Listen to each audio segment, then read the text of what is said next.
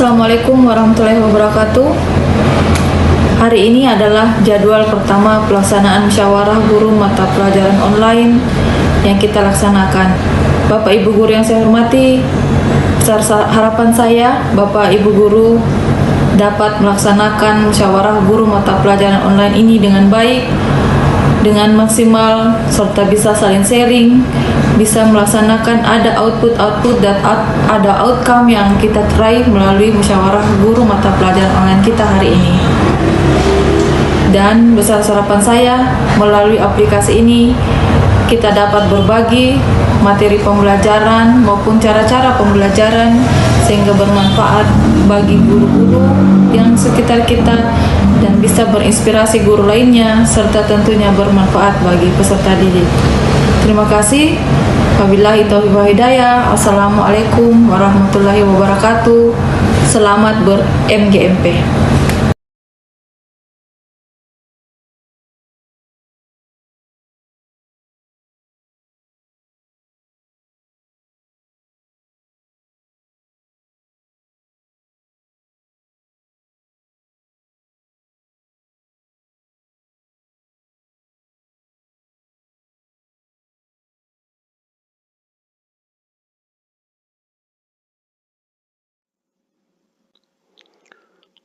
Bismillahirrahmanirrahim.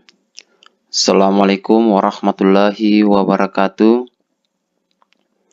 Alhamdulillah, kita dipertemukan lagi dalam kegiatan MGMP, walaupun dalam suasana online tanpa tatap muka, seperti kegiatan-kegiatan MGMP kita yang telah kita laksanakan sebelum-sebelumnya. Dan Alhamdulillah, Dinas Pendidikan telah memfasilitasi pertemuan MGMP kita ini dengan aplikasi Sipulung, Sistem Informasi Pendidik Ulung. Semoga dengan aplikasi ini semakin memudahkan kita dalam berinteraksi di setiap kegiatan MGMP yang kita laksanakan. Untuk kegiatan MGMP kita yang pertama ini, kita akan membahas dan berdiskusi tentang penyederhanaan rencana pelaksanaan pembelajaran sesuai Surat Edaran Mendikbud nomor 14 tahun 2019. Berangkat dari Merdeka Belajar yang merupakan jargon dari Mas Menteri Nadiem Makarim, di mana pokok-pokok kebijakan Merdeka Belajar jilid pertama ini itu ada 4. Yang pertama tentang ujian sekolah berstandar nasional, kemudian yang kedua ujian nasional, yang ketiga rencana pelaksanaan pembelajaran, dan yang keempat peraturan penerimaan peserta didik baru berbasis zonasi.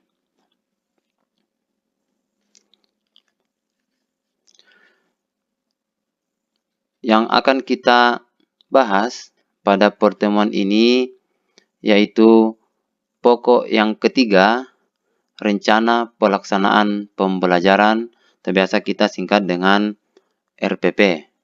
Ya. Format RPP yang selama ini kita gunakan itu biasanya guru diarahkan untuk mengikuti format RPP secara kaku. Dengan adanya kebijakan baru berdasarkan Edaran Mendikbud nomor 14 tahun 2019 ini, maka guru secara bebas dapat memilih, membuat, menggunakan, dan mengembangkan format RPP.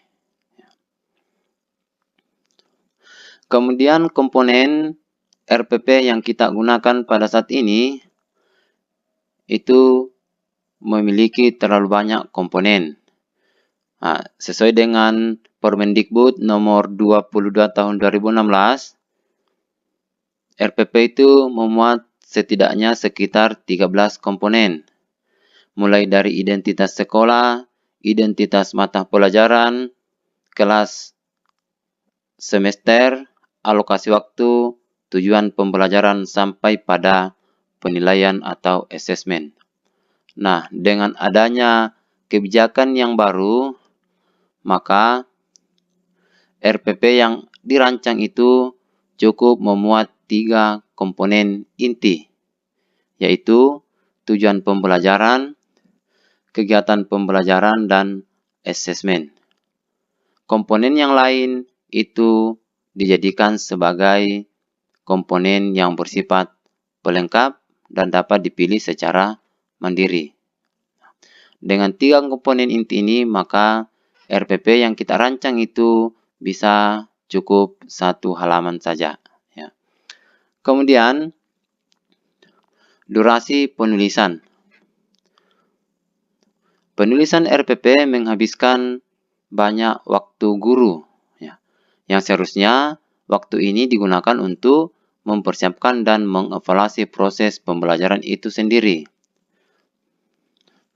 Dengan adanya kebijakan yang baru, maka penulisan RPP dilakukan dengan efisien dan efektif, sehingga guru memiliki lebih banyak waktu untuk mempersiapkan dan mengevaluasi proses pembelajaran itu sendiri.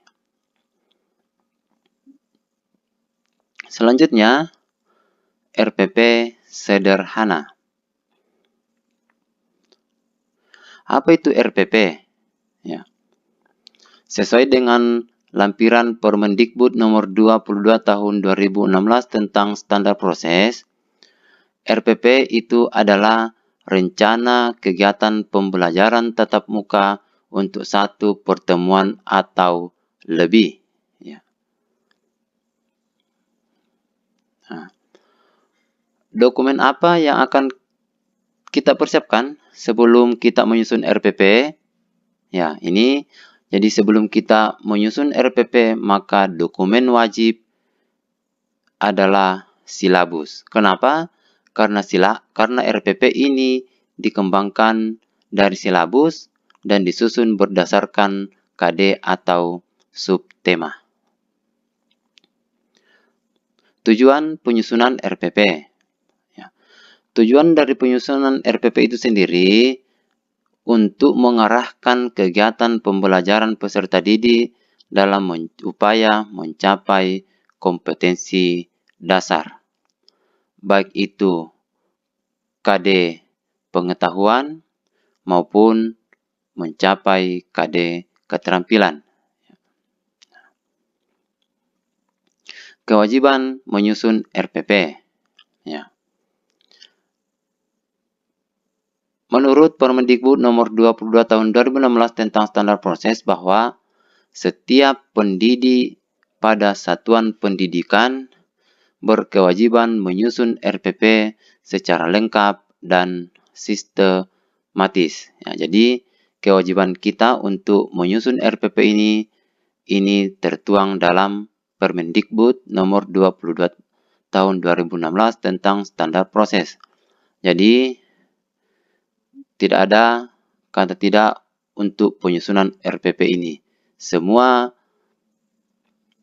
guru, semua pendidik wajib menyusun RPP. Mengapa harus menyusun RPP?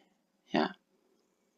Kita menyusun RPP ini supaya pembelajaran berlangsung secara interaktif, inspiratif, menyenangkan, menantang, efisien, memotivasi peserta didik untuk berpartisipasi aktif, serta memberikan ruang yang cukup bagi prakarsa, kreativitas, dan kemandirian sesuai dengan bakat, minat, dan perkembangan fisik serta psikologis peserta didik.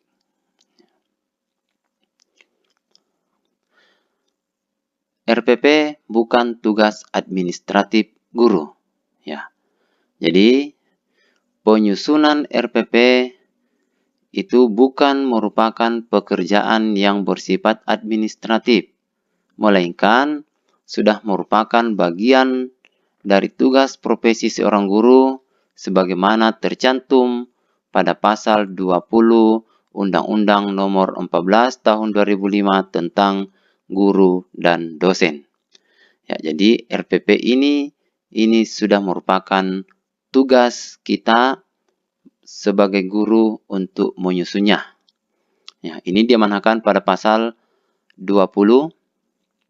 Nah, di mana bunyinya dalam melaksanakan tugas keprofesionalan, guru berkewajiban A.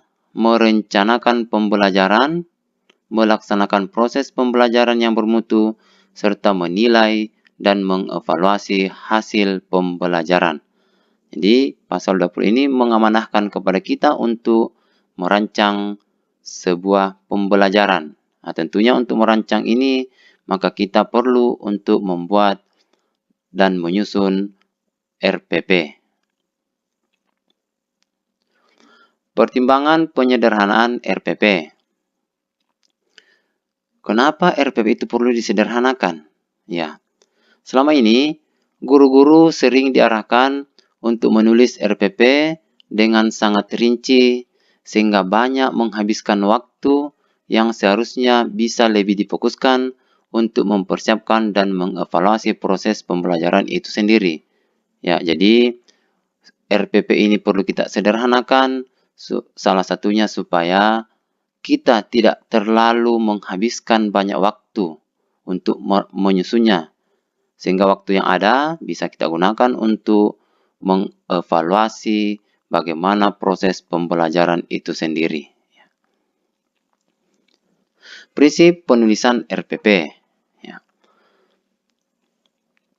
Sesuai dengan edaran Mendikbud nomor 14 tahun 2019 tentang penyederhanaan RPP, maka prinsip penulisan RPP yang pertama yaitu efisien. Efisien dilakukan dengan tepat dan tidak menghabiskan banyak waktu dan tenaga. Kemudian prinsip yang kedua, efektif, yaitu dilakukan untuk mencapai tujuan pembelajaran. Prinsip yang ketiga, berorientasi pada murid, yaitu mempertimbangkan kesiapan, ketertarikan, dan kebutuhan belajar murid di kelas. Teknik penulisan RPP. Nah, teknik penulisan RPP ini itu tidak ada lagi persyaratan jumlah halaman. Kemudian, tidak ada lagi standar baku untuk format penulisan RPP. Guru bebas membuat, bebas memilih, bebas mengembangkan dan menggunakan RPP sesuai dengan prinsip efisien, efektif, dan berorientasi pada murid. Jadi tidak ada lagi format-format yang baku. Guru bisa mengembangkan format sesuai dengan yang diinginkan. Ya. Nah, bagaimana format RPP? Nah, guru dapat tetap menggunakan format RPP yang telah dibuatnya. Atau guru dapat pula memodifikasi format RPP yang sudah dibuat sesuai dengan prinsip efisien, efektif, dan berorientasi pada murid. Jadi formatnya bisa kita buat sendiri, bisa kita modifikasi dari format-format RPP yang sudah dibuat. Yang penting RPP yang dibuat itu sesuai dengan prinsip, efisien, efektif, dan berorientasi pada murid. Jumlah komponen minimal dalam RPP. Jadi, sesuai dengan edaran Mendikbud yang baru, bahwa komponen RPP itu setidaknya memuat tujuan pembelajaran. Kemudian ada langkah-langkah pembelajaran. Dan yang ketiga, penilaian pembelajaran. Ketiga-tiga inilah yang merupakan komponen intinya. Nah, komponen yang lain itu bisa menjadi komponen pelengkap. Ya, komponen yang lain bisa ditambahkan. Ya. Nah, kemudian ini salah satu contoh dari RPP yang dikembangkan oleh salah satu teman kita dari SMP Negeri 1 Palopo, Ibu Sri Astati Pirham, SSI, MPD. Nah, di mana format RPP yang digunakan itu, ya, di sebelah kiri dituliskan komponen inti, kemudian komponen pelengkapnya di sebelah kanan. Jadi, komponen intinya ada tujuan pembelajaran, ada kegiatan pembelajaran, kemudian ada penilaian. Dan komponen pelengkapnya mulai dari identitas sekolah, kemudian kelas, semester, KD, materi pokok, alokasi waktu, dan model pembelajaran. Ya. Kemudian RPP ini juga dilengkapi dengan lembar kerja peserta didik. Nah, kemudian yang terakhir dilengkapi dengan daftar pustaka. Ya. Demikianlah pembahasan kita tentang penyederhanaan RPP sesuai dengan edaran Mendikbud nomor 14 tahun 2019. Jika ada hal-hal yang ingin ditanyakan, ada hal-hal yang ingin didiskusikan, silakan tuliskan di fitur komentar yang telah disediakan oleh aplikasi Sipulung, Sistem Informasi Pendidik Ulung ini. Demikian, terima kasih atas perhatiannya. Assalamualaikum warahmatullahi wabarakatuh.